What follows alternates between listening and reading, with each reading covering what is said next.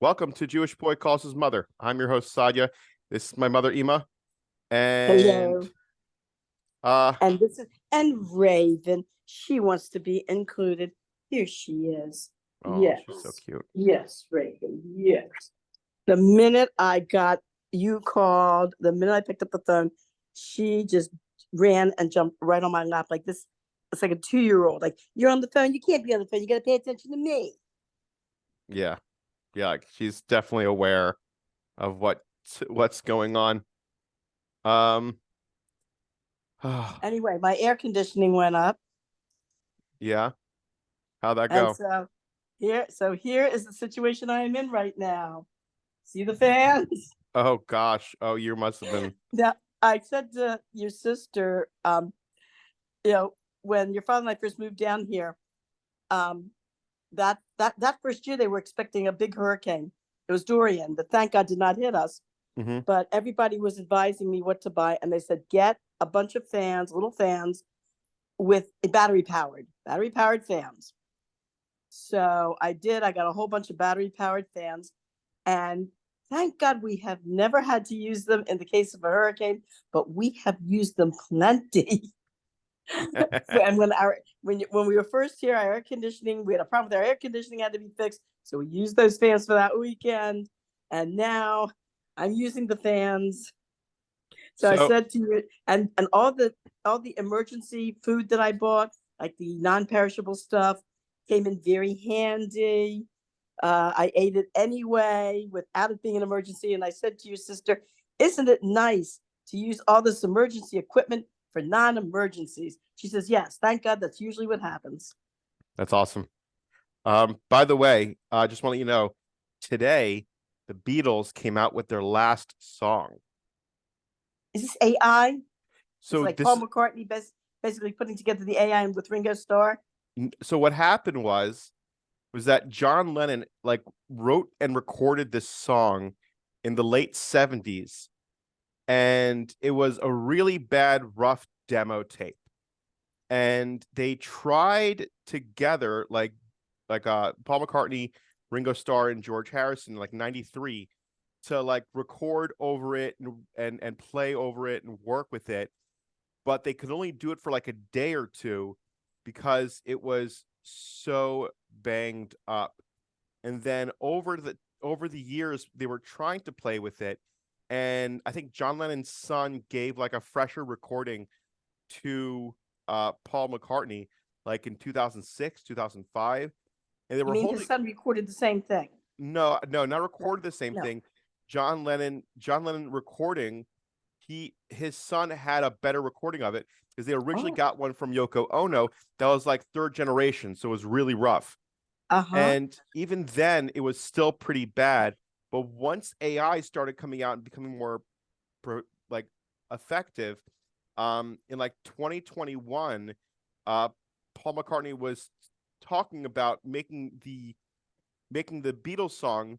What they did was they were able to not abstract, but they're able to extract John Lennon's vocals properly through AI, and then were able to also extract George Harrison's guitar, and then Paul McCartney and Ringo Starr were able to just play with the bass and the drumming, and it sounds really good. It's a really good song, but you can tell John Lennon's vocals is like kind of scratchy, and that's Uh-huh. crazy. Like if it's scratchy now, you could have imagined how bad it really was the past like 50, 60 years of Uh-huh. taking it so long. And well, about 50 years, yeah, 50 years. So 77. Uh, yeah. So I heard the song like really like a couple minutes ago. It's good. It's really really good. Wait, was it on YouTube? Where is it? Yeah, it's on YouTube. I'll send you the link. Oh, please do. This sounds, everyone's talking about how horrible AI is, horrible, horrible, horrible. I don't think AI, I think I think AI is going to be a big help. Oh yeah. More of a help than a hurt, but there has to be, it's like any other technology. It's going to take time. Cat move. It's going to take time to, like, how can I say it? The practical application and the legalities to catch up with the technology. But I think in the long run, it's going to be really good. Well, I remember you telling me stories, and I remember as a kid when computers first came out, no one really, a lot of people did not know how to use it. And the ones who did, when you asked them like what to do with it, it was like, for games, maybe for word processing. Like there really wasn't anything. I would say I remember we got a computer. The first computer we had was like a 1980s, I think maybe Macintosh or something. When we had all these floppy disks that we were using, we played this one. We played this this Spy versus Spy game. I remember we Uh-huh. had that, and like eventually the computer just like broke, but like there really wasn't anything we could do with it. Yeah, Um, we got it secondhand from a friend of ours who was throwing it out. yeah, yeah, and it was just like it was just we only like I remember we got like a computer in like I want to say '99 is when we first got the computer. I was in sixth grade, and like we had some internet stuff, and we had like the internet was crazy slow, but even then we were like so surprised we could do it Yeah. because Net Zero was for free and AOL was for free, so we had the internet for Oh, free. how So do you spell AOL? oh yeah, that's an inside joke of Should the we let family. our audience in on that inside joke? No, no, Yeah. we'll keep the people guessing. It's Okay, fine. let's give them some No, no, no, background though. no. There was someone we knew who asked us one time, how do you spell AOL? Which, you know, which in a way, something if you think about it, it's not too it's not too far-fetched of a it's not too far-fetched of a how can I say it, Concept. concept, because it could be spelled something like AYOHEL, that that type of thing, Yeah, because rather than the actual letters AOL. So it can be spelled like that, yeah. phonetically. Well, so like the beginning stages of computers, it was just really rudimentary. There wasn't a lot you could do with it, but over time, it basically consumed all aspects of what you really need to get done.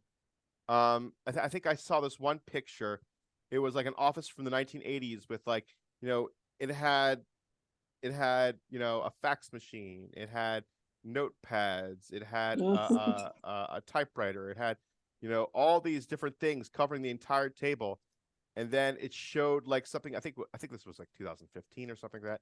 And it shows 2015, and all you have is a laptop and maybe a pen and paper because it does everything. You do everything on a computer. And I think with AI, Mhm. like it's first now, it's like you have Chat GBT, you have these AI imagery stuff, and like it's cool to play with, but there aren't any. They haven't been able to really start using. Well, they have, but it's not really been, I guess, wide set. Not wide set. That makes no sense. It hasn't been mass focus, or whatever you want to call it, like to really utilize as much as it can, because people are Mhm. utilizing it as what they can do, but it's just like it's still in its infant stage. You're still figuring things Yes. out. You're still trying to understand what's Yeah. going on. So that's kind of how the whole you know thing is started, and that's why like what happened with the Beatles song. That's why I'm so curious to know what's going to happen Yeah. next. You know, like I do Mhm. understand that there's now with going on what's going on in Israel and with the war, there's images that are coming out that some people are saying is AI, and sometimes it's true and sometimes it's not. And that's the other thing where it's just like the information age now is just getting it's you gotta figure out a way to tell the difference Mm. between what's real and what's not. Well, I was talking to one of your brothers, and we were talking about what happens. Say some unscrupulous individual sends you something of your kid on AI and saying, "Help! I've been kidnapped, and you've got to send the money to this address." And how do you know this is for real? And it's very, very simple. Ask them, throw a fake question at them, Yeah. like about a fake person who doesn't exist, and see what their answer. Like, send them some sort of fake information, or just ask them about something that you know the answer to, and that the people who run this AI would obviously not know the answer to. That's a very, very easy way to to check if this is legit. It's very interesting. You talked about the beginning of computers, and in the beginning, in the very beginning, how they kind of weren't looked at so well.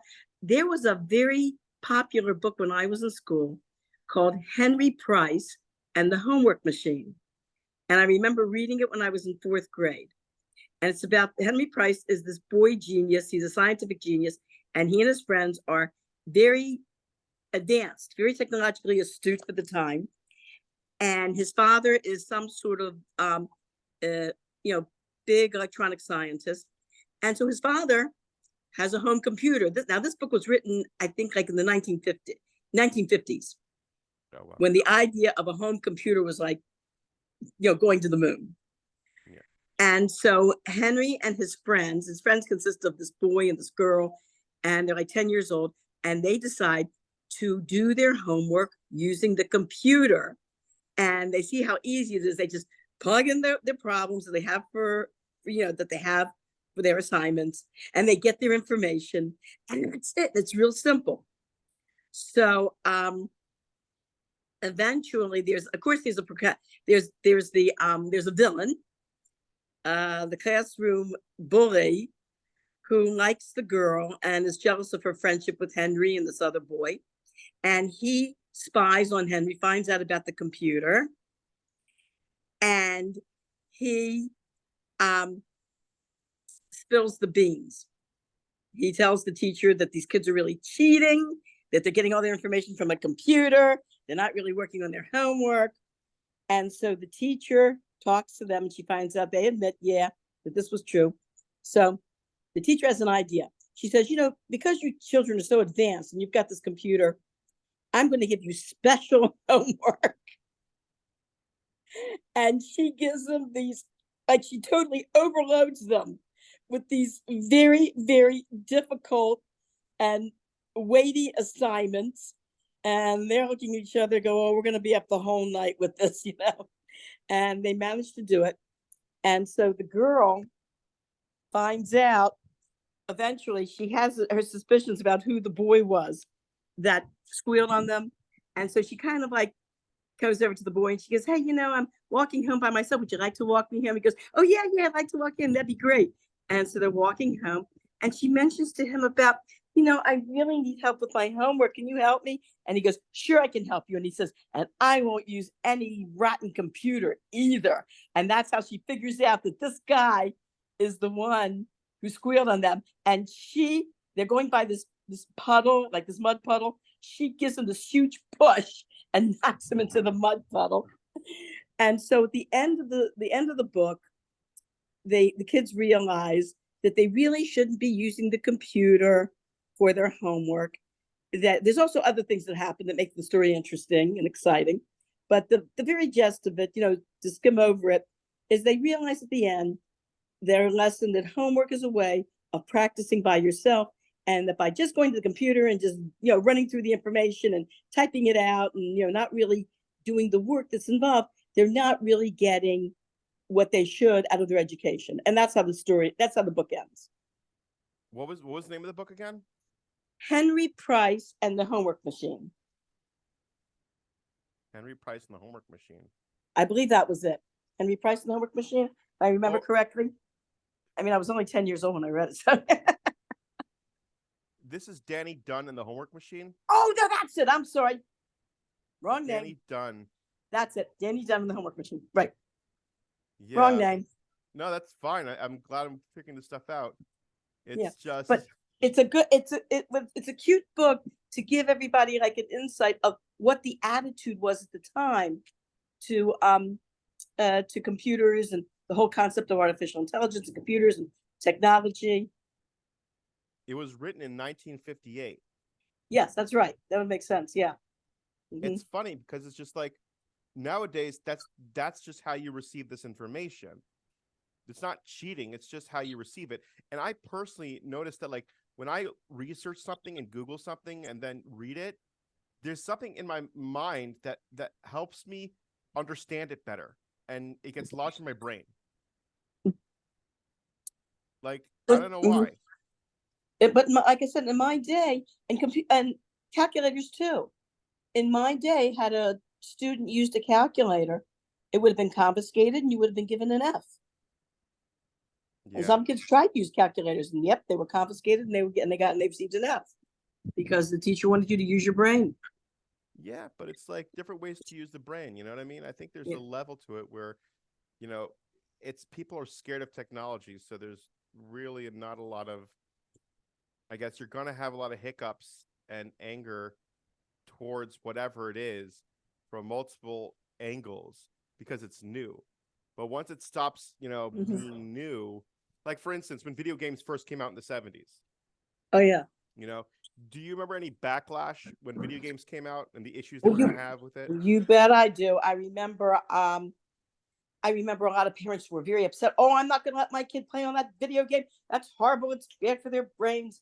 And I remember, I think we went over this one time at another podcast that they used to have the video games in these kiosks by the stores, by the grocery stores. And so what I would do is, I was bringing your sisters who were very little, like 3 and 4 years old at the time, and I would tell them that if they stayed with me and didn't run around the store and behave themselves at the after I finished shopping, we can go over and play a couple video games. And quite honestly, my attitude towards video games was very different from other parents. I thought they were good. And I thought they taught problem solving very well. I thought they taught a lot of like not just problem solving concepts, but like mathematical concepts. I thought they were very good. Well, I mean, I did not mind them at all.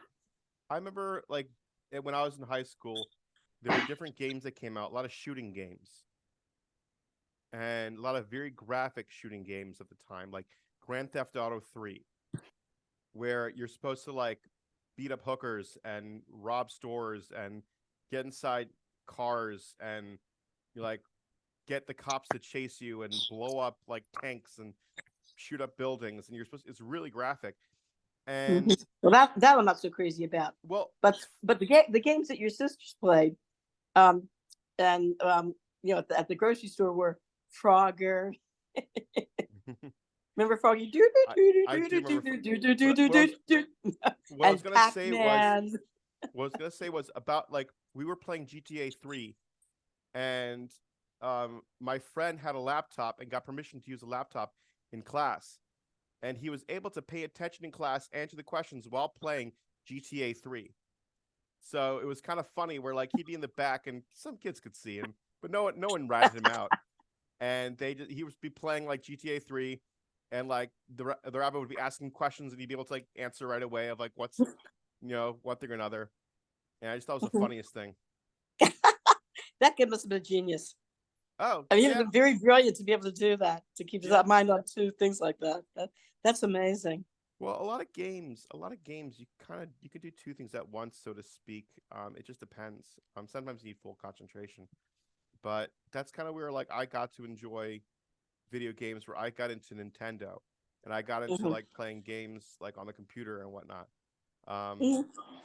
But I think what another good thing that I liked about computer games, I felt it taught very good motor coordination.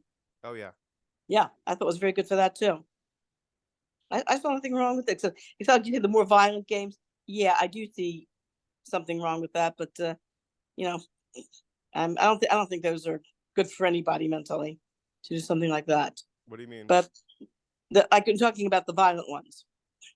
Well, what's funny is that like they did a statistics of like violent video games versus violent behavior, and there was no correlation. But even with that, okay, even if there's no correlation, it's just, in that in Jewish philosophy, especially like in Hasidic philosophy, we believe that the machshava, the thought, does have an effect on your psyche, on your attitude as a human being. And you don't have to, you can have just as good a time doing some sort of G-rated, game. It was a Zelda. Was it called Zelda? That little fantasy land Zelda. Yeah, no, that Something like that. You don't. The fact that you are exposing your mind to these very violent graphic images psychologically, even though the average person would never act on them. True, but still, what is that going to do to you as a human being? Well, it's funny you say that because I was having a similar conversation with somebody about Halloween. Because Chabad.org likes posting like healthy but provocative questions on their Facebook, just to get people to be engaged. And one of them was, can you be Jewish and celebrate Halloween? And speaking to this woman who was, it seemed that she wasn't Jewish. She didn't have a Jewish name. She was, the way I checked her Facebook profile, it looked like she wasn't Jewish. So I was under the impression that she wasn't Jewish. But she was saying that Halloween's totally okay and totally safe. And I told her in a kind way that, it might be nice and safe for most people, but Jewish people shouldn't be celebrating Halloween because, first off, the origins aren't Jewish. They're more based off of, these in America. It depends on who says what, but it's based off of non-Jewish, Right. core values. And the whole point is to scare people. The whole point is to be a lot of negativity. Yes. And that's not something that a Jewish person should be involved in. We don't need to scare ourselves for fun. We have enough problems to be scared of in real life. So true, as the events of the past couple months have shown. Yep. My God, it's. I try my best just to avoid. I'm avoiding so much, and even by avoiding so much, I'm still getting bombarded with all this negativity. It is so frustrating. But I'm getting to this point now where it's just like I'm starting to not care anymore about what these people think. Right. I don't care anymore because there's this thing about I noticed with Jewish people more than anybody else. We're always willing to have a conversation. We're always willing to have a conversation, an argument, a back and forth, just anything. Like it's fun. Is it a Jewish thing to like to do that, or is it Middle Eastern? Because I've met like Greek people who are that way, and Italian, Greek, Italian. I think it's a Mediterranean thing. It could be. I don't know. I haven't really given it. I mean, I've given it some thought, but I haven't really delved into all the nuances. But it was just my impression. But like Jews, I'm noticing now are getting more and more tired of trying to have a conversation. It's like children were beheaded, ripped out of their mother's wombs, and thrown into the oven. Like, what do you want? Like, what would you do in that situation? Like, there was this one video of this guy, Kosher Dills. He's a rapper, where he was asking this woman very politely. He was holding like a sign, like Jews out of Israel, pro-Palestinian, whatever. Like, and he asked her, like, do you have children? She's like, yes. Like, and if someone hurt your children, what would you do? She's like, I'd do anything just to protect my children. Okay, so we have children too, and they got hurt. What do you want us to do? And the woman was just silent. And like it went viral a little bit, but it's just like, what are you supposed to do? What, like, people are asking for a ceasefire. The ceasefire was around until October 7th. October 7th broke the ceasefire. Now you want us to start the ceasefire? Like, what do you like? I'm realizing there's zero seichel in this world, and it's up to the Jews to be Mr. Moral. When we get slaughtered like crazy, it's up to us to go ahead and legitimize and be like, oh, you're right, maybe we should stop. No, we're done. We're done doing this. We're done the BS. I think so. I think what happened October 7th with the straw that broke the camel's back. That was it. They finally, I think a lot of Jewish people feel the same way, except for your crazy liberals. But it's not just that. It's people that are just. This one person. I forgot who. I have to give it credit, but I can't remember who said this. Hillary Clinton? No. Hillary Clinton was really interesting. Something? I'm no Hillary Clinton fan. I don't like her politics, but wow, was she good? Nail on the head. She said a ceasefire would do nothing but enable Hamas to regain their forces, to regenerate their forces. Yep. Yeah. It's smart. Right. Absolutely. but I was saying was that this one person was talking about people asking him, what about these Jews that are Jews for peace, the Turi Ah, Karta, all these people. What do you say about those people? And the guy responded was, uh-huh. back in the ghettos in World War II, there were certain Jews that would give over all of the hiding spots of all other Jews to the Germans because they thought it was going to save them, and in the end, it didn't help them.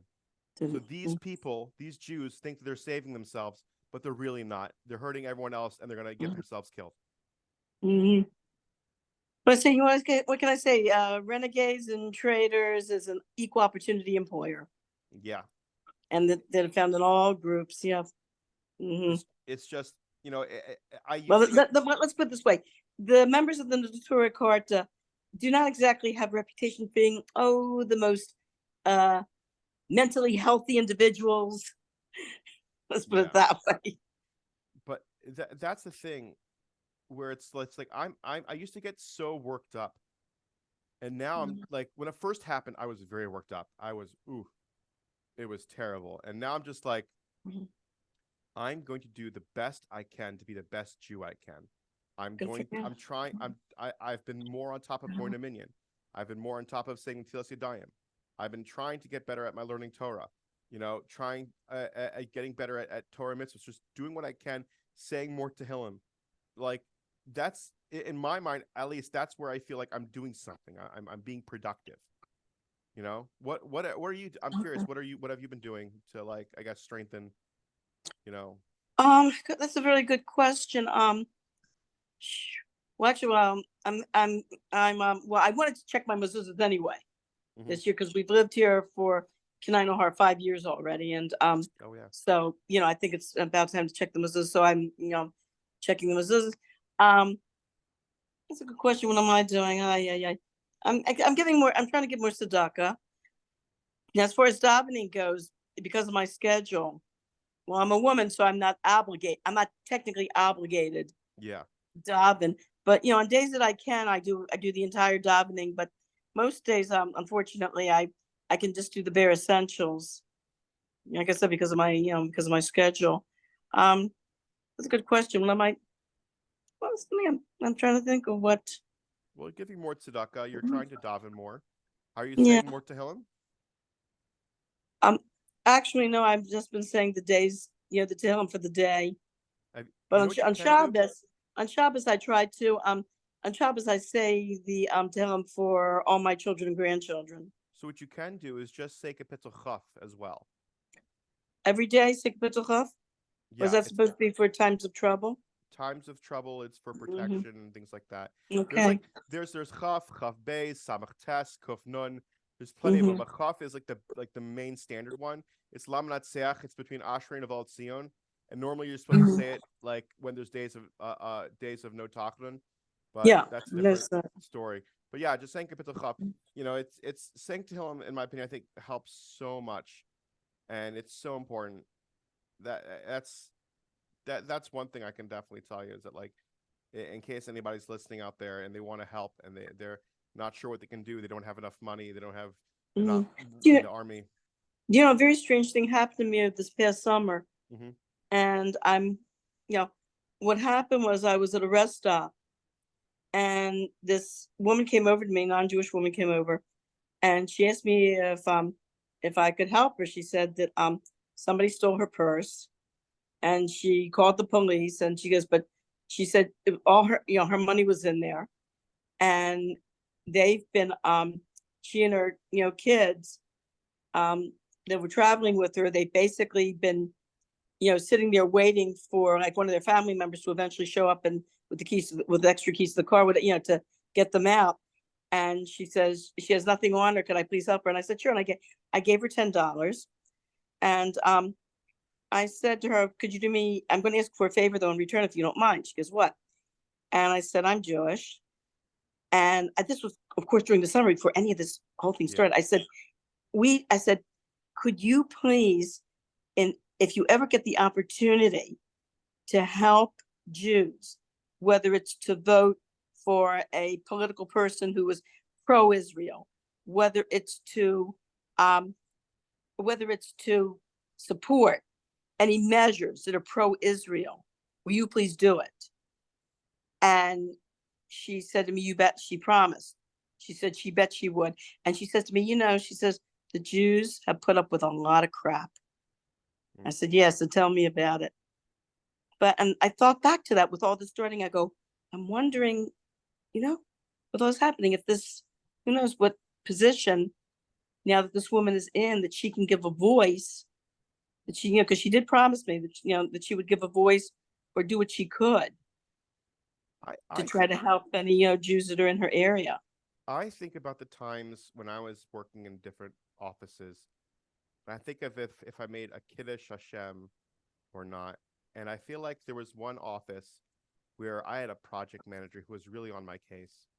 Very mean, very selfish, very cruel person.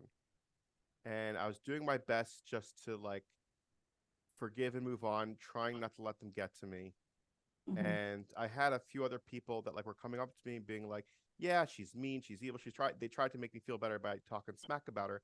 And I'm like, please don't talk that way about her. Like, they're human beings. Like, please don't. Mhm. And there were moments where I'm thinking, looking back, like, I'm hoping that those moments I had that were very rough, and I hope I made a Kiddush Hashem, at least made an impact on some of these people, where at least now they can reflect on what I did in a way that creates a positive environment for Yidden, you know? And that's really what I think about a lot when it comes to just acting like a mensch, because it's not just about you, it's about your entire people. And you got to be very careful when you're outside in this world and understand who you represent. So true. Yeah, I think that's true. We don't realize it. We don't realize, like, what people, how people are also a lot of times people are watching you when you don't even realize it, yeah, and you yeah, don't know what effect you're going to have. Like, there was this woman in Shul who I used to watch the way she davened, and what I admired about her was she didn't talk at all during davening. She really concentrated on her davening, and she wasn't one of these people like, oh, look at me, I'm so righteous. No, this was her. She just came to Shul, she opened up the sitter, and she just, davened. And I said, that's an example to follow. So I decided to start doing that. Come to Shul, just, you daven, you don't talk. And then one time I was in the physical therapist's office, and this Israeli woman looks at me. She goes, "Oh, I know you." She goes, "You go," and she mentioned the show I went to. Yeah, that's right. She goes, "I've been watching you." She says, "You come in and you dive in, and you don't talk the entire davening. You don't talk. You just pick up your sitter and you just dive in." And she says, "I really admire that. I didn't know. I had no idea somebody was actually, watching me like that." What's funny actually also is because Tati made such an impression of Base Lubavitch, um, was that everyone knows that, in shul, I myself don't like people talking during davening, because it's like because Tati was very much against talking during davening, and I definitely don't talk during davening. So like when people are around and like I shush them, it's more of like, oh, it's angster. He's just always shushing. That's just what it does. It's like he's following his father's footsteps of not talking during davening. Oh, there he is. There's Raven. Little buddy. Did we ever oh gosh, did you ever hear, I don't know if we talked about the Rabbi Gordon joke about the guys talking in shul? It wasn't a No. joke, it really happened. Okay, Okay. Rabbi Gordon, Joshua Gordon, who does the who did, I was showing the Yeah. videos on Chabad.org. His father was a rabbi in New Jersey. And by the way, his father also taught at Beis Rivka, and I took some of his classes. Very good, very excellent teacher. So his father, one time, these two men came into the shul. They had to, I think they came into the shul because they had to say Kaddish and they wanted to go to an Orthodox shul. These two guys come in. He said they were talking the entire davening. So finally, Rabbi Gordon comes over to them, and he says, you gentlemen really, you did a lot of talking here in shul, and so they looked at him strange and they go, "Well, isn't this an Orthodox shul?" And he goes, "Yeah." Well, we thought in an Orthodox shul, people just sit and talk. So he said to them, "Well, then you two must be very Orthodox because you haven't stopped yapping since you walked in here." That's awesome. Yeah, I also when I daven, I like to keep things quiet. It's just because it's it's disrespectful, but it's very frustrating when you're trying to Raven's trying to hit you with his tail with her tail. It's no, it's just disrespectful. You just don't do it. But was there anything maybe the way your father when you were in shul with your father on like I guess Rosh Hashanah like was he a talker or was he like a shusher or what did he do? Mm, my father was a very quiet, private person, Mm-hmm. and he would come to shul, and he wouldn't talk, he wouldn't talk. He was that was just the way he was. He would daven when he went to shul. Um, he, we went to a shul where the rabbi, this one particular rabbi, gave rather lengthy, drushim, Yeah. and my father would always fall asleep during the rabbi's speeches. And my father would complain. He says his voice is so mellow and so soothing. He said he couldn't help it. He would just fall asleep. Oh gosh. What about your mother? Would you be sitting next to your mother when you were in shul? I'm trying to, okay. As far as I'm trying to think about, well, when we lived in the city, we went to Bet Tefillah, Mm-hmm. which is on the books as an Orthodox shul. Yeah. I guess a lot of people might call it modern Orthodox, whatever. Men and women were separate. I my father, well, my father went to shul, of course. The Yamim Tov, just on, he was one of these unfortunately uneducated Yidden, and he worked on Shabbos, unfortunately. But it wasn't like he was working on Shabbos to make millions, but as far as he was concerned, we were, we didn't have a lot of money, and he just felt that that providing for his family was first.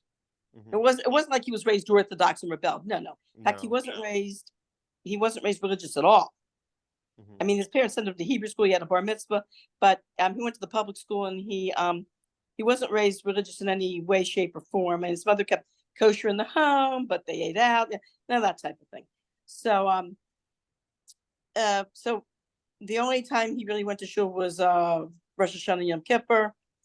Um, I I remember one time when I was in shul, he got an aliyah, and I think I was like 9, 10 years old. And I was so proud of him. My daddy got an aliyah. I was so proud of my daddy getting an aliyah. Um, I don't remember my mother going to shul so much. I bet the Tefillah, the Orthodox shul, but I do remember when we moved out to the county. Was when we moved up to the county was when my parents, I don't know if they joined or when they started to go to Beth Israel, which is conservative. Okay. And my mother did. My mother by that time was going to Beth Israel on a regular basis Saturday morning. So I remember sitting next to her at, I was in high school, college, I remember sitting next to her at Beth Israel. Um, and so I remember, she did not read, she could not read Hebrew. Okay. She was never, when she was growing up, girls were not sent to Hebrew schools at that time. Even the after school Talmud Torah program were not open to girls. Oh It wow. wasn't until around World War II That it started that becoming they more open. finally started opening up Talmud Torah programs for Okay. girls. Oh well, And thank you. which surprised, because my aunt read Hebrew, but my aunt was 12 years younger than my mother. Okay. We got like 10 seconds left. I love you, Okay. Ima. Love you. Have a Shalom great Shabbos. Shabbos. Talk to you later. Bye bye. All right.